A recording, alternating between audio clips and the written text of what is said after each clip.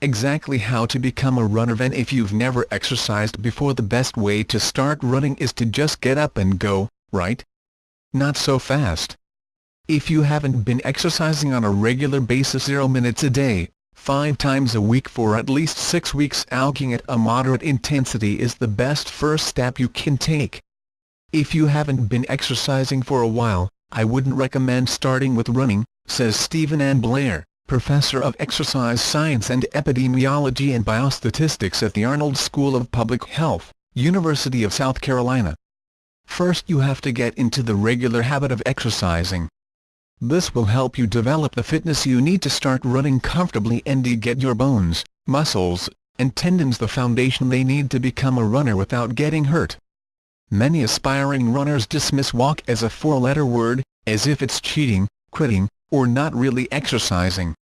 But walking is actually the ideal form of exercise for most people who are starting out.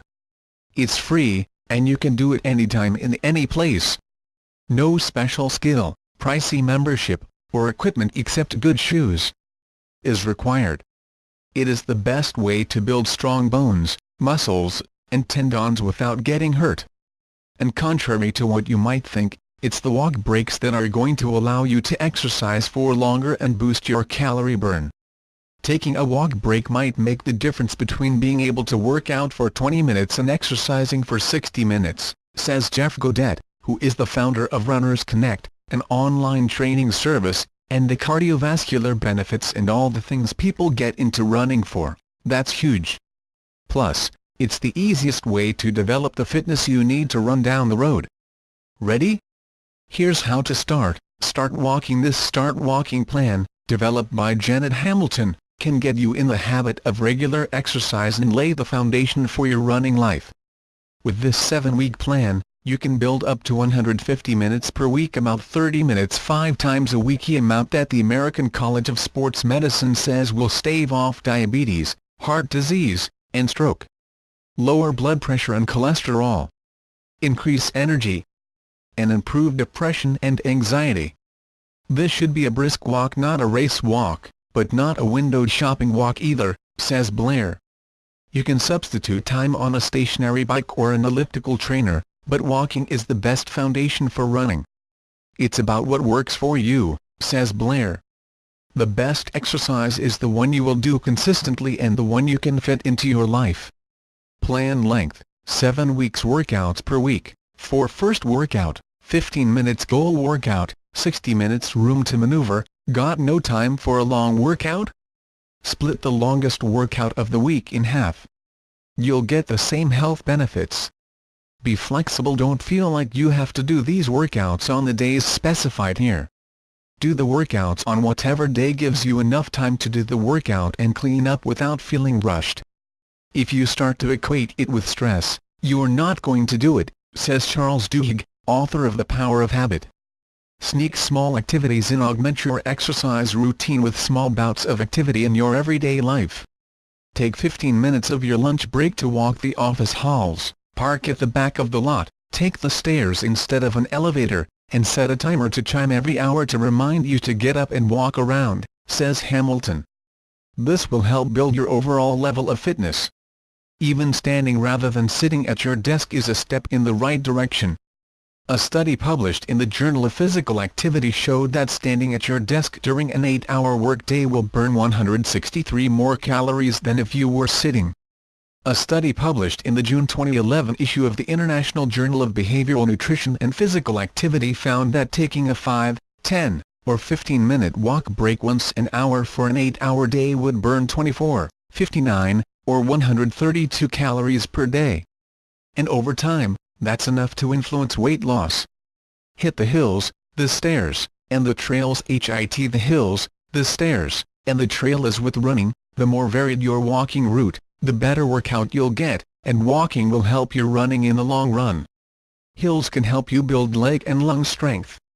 If weather permits, walk a few hills or walk the same hill a few times, or do several repeats of stairs at stadiums, campuses, or parks, or even in your own office building. Go to a park where you can get some varied terrain. Watch your form. Most walkers find an upright posture to be the most natural and comfortable for a productive walking workout. Take short steps to avoid overstriding, which can cause aches and pains in your legs, feet, and hips. Keep your feet low to the ground and step lightly. Make the time. Establish a workout routine that blends well into the rhythm of your daily life. Figure out what times of day are most convenient to work out and find a variety of safe, traffic-free routes that you can take on a regular basis. Find the time of day when running is a non-negotiable. For many people, that's first thing in the morning, when no meetings are scheduled and the kids are still in bed. See how to become a morning exerciser. And make sure that you have cleared enough time to work out so that it doesn't jam up your day. If a morning run means you're speeding to work and stressed about being late, the workout will start to feel like punishment, says Duhigg. Build your own support system. Enlist a buddy for your first outing to the gym or trail, or try a group workout or a class. Research shows that connecting with others, whether it's a person, an online forum, or a workout group, increases your chances of sticking with an exercise routine. And remember that everyone feels self-conscious at first.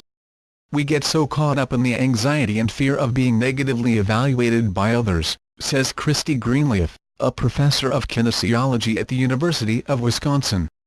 But the reality is that most of the time, other people are way more concerned about themselves.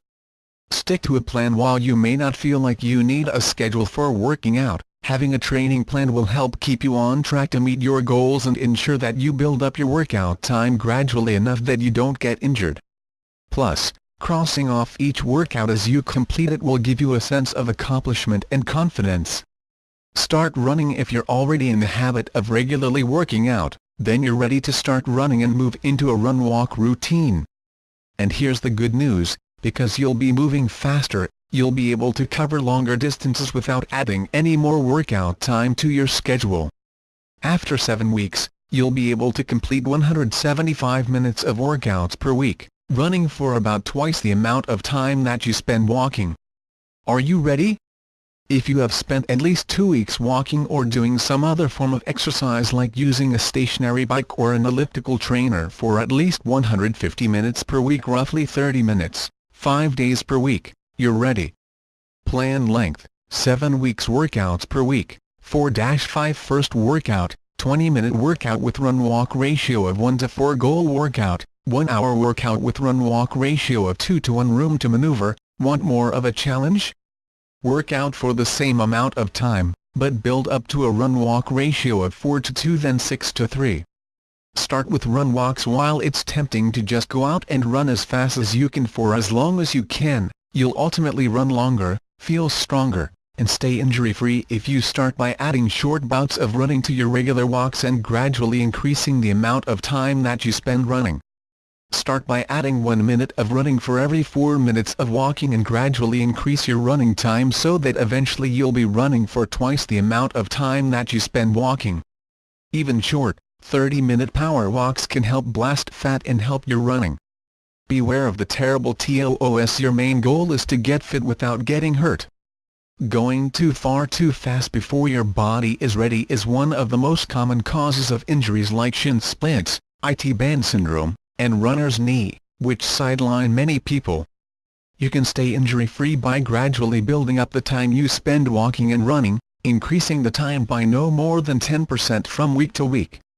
Let the body be the boss. Some muscle aches and soreness, especially in the quadriceps and calves, are to be expected anytime you are pushing your body farther or faster than it's accustomed to going.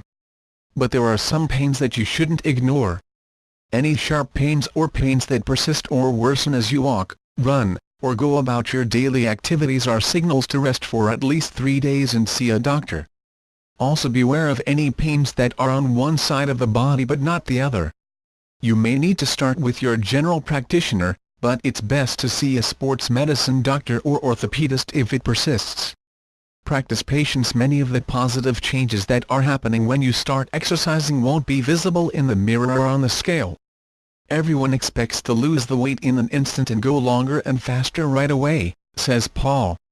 The weight loss will come if you're consistent, but it takes time to condition your muscles, ligaments, and tendons so you can run faster and further.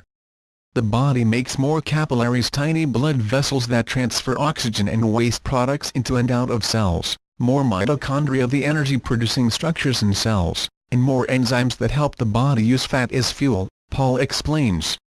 Plus, every time the foot strikes the ground, it stimulates bone growth, so your bones get stronger and denser.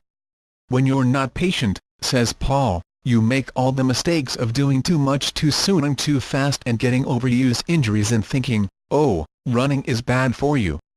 Log your miles. It can be as simple as a notebook and a pencil, or as state-of-the-art as a GPS that delivers morale boosts at timed intervals. Any way you log your miles, you'll draw confidence from watching the miles pile up. The next day's workout won't seem so daunting when you see how far you've already come. Train your brain. After a few weeks, you'll begin to believe that the whole idea of an exercise high is not a myth. But it can be hard to get out the door at first. And relying on willpower alone just won't work. Make a plan. Listen to motivational music, choose the most convenient time to work out, and pick some rewards that will motivate you to just get up and go. Write out a plan and place it where you can see it, like the bathroom mirror. If the best time to run is in the morning, make sure you've got an energizing music mix to listen to and a relaxing hot shower to look forward to after you're done. Create a run routine to cue your body and mind that it's time to go, and repeat it every time you go. Try to get out at the same time of day.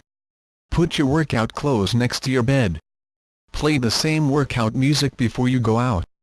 Right after your workout, treat yourself to something you genuinely enjoy, like a hot shower or a smoothie. Your brain associates exercise with an immediate reward.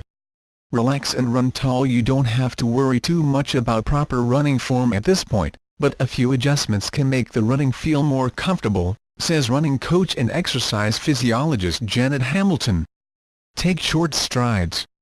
Keep your elbows flexed at about 90 degrees and keep your hands relaxed, as if you were holding a piece of paper between your thumb and pointer finger.